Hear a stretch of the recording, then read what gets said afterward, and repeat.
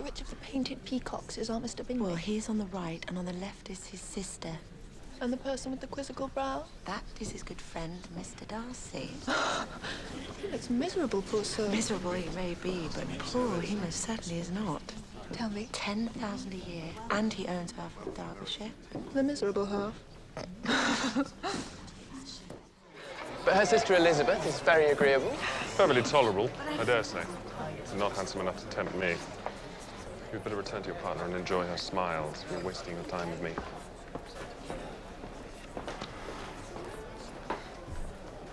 Count your blessings, Lizzie. If he liked you, you'd have to talk to him. Precisely. As it is, I wouldn't dance with him for all of Derbyshire, let alone the miserable half. I wonder who first discovered the power of poetry in driving away love. I thought that poetry was the food of love. Of a fine, stout love, it may. But if it is only a vague inclination, I'm convinced one poor sonnet will kill it stone dead. So what do you recommend to encourage affection? Dancing. Even if one's partner is barely tolerable.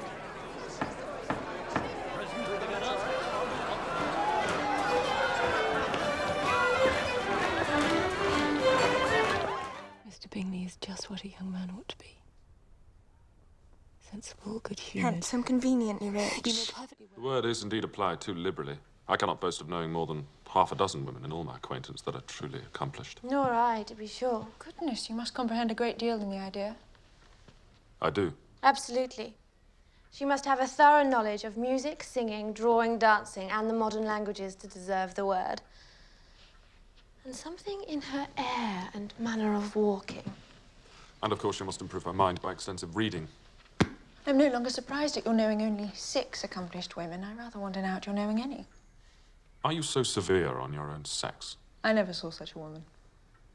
She would certainly be a fearsome thing to behold. I've often observed to Lady Catherine that her daughter seemed born to be a duchess, for she has all the superior graces of elevated rank. These are the kind of little delicate compliments which are always acceptable to the ladies and which I conceive myself particularly bound to pay. How happy for you, Mr. Collins, to possess the talent for flattering with such delicacy. These pleasing attentions proceed from the impulse of the moment, or are they the result of previous study? They arise chiefly from what is passing at the time, and though I do sometimes amuse myself with arranging such little elegant compliments, I always wish to give them as unstudied an air as possible. Oh, believe me, no one would suspect your manners to be rehearsed.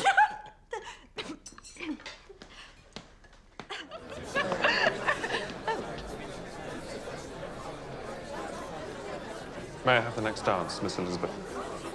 You may.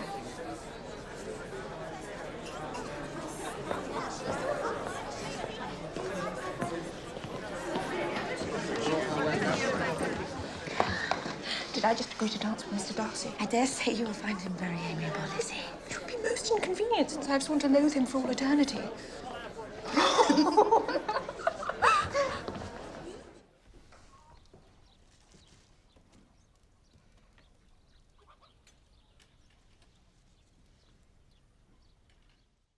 And now, nothing remains but for me to assure you in the most animated language of the violence of my affection. Mr. Collins! And that no reproach on the subject of fortune will cross my lips once we're married. You are too hasty, sir. You forget that I have given no answer. I must add that Lady Catherine will thoroughly approve when I speak to her of your modesty, economy, and other amiable qualities. Sir, I am honoured by your proposal, but I regret that I must decline it. I know ladies don't seek to seem too eager. Mr. Collins, I am perfectly serious. You could not make me happy, and I'm convinced I'm the last woman in the world who could make you happy. I flatter myself, cousin, that your refusal is merely a natural delicacy.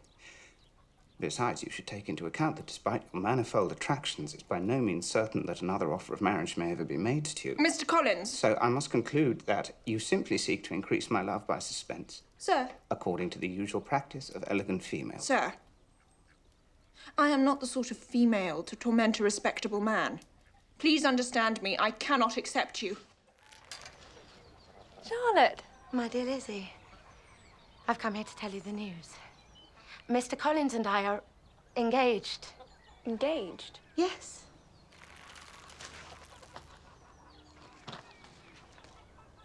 To be married? Yes, of course, Lizzie. What other kind of engaged is there? Oh, for heaven's sake, Lizzie, don't look at me like that. There is no earthly reason why I shouldn't be as happy with him as any other. But he's ridiculous. Oh, hush. Your younger sisters, are they out in society? Yes, Mum, all. All? Would all 5 out at once? Oh, that's very odd.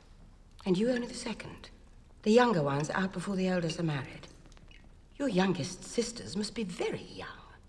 Yes, my youngest is not 16. But I think it would be very hard on younger sisters not to have their share of amusement because the elder is still unmarried. It would hardly encourage sisterly affection. Upon my word, you give your opinion very decidedly for so young a person. Pray, what is your age? With 3 younger sisters grown up, your ladyship can hardly expect me to own to it.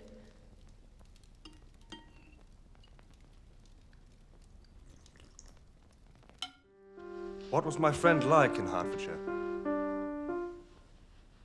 You really care to know? Prepare yourself for something very dreadful.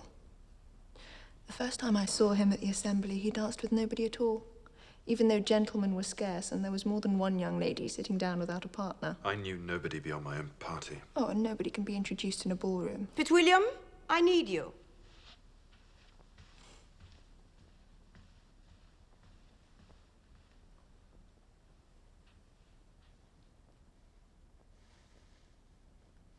I do not have the talent of conversing easily with people I have never met before. Perhaps you should take your aunt's advice and practice.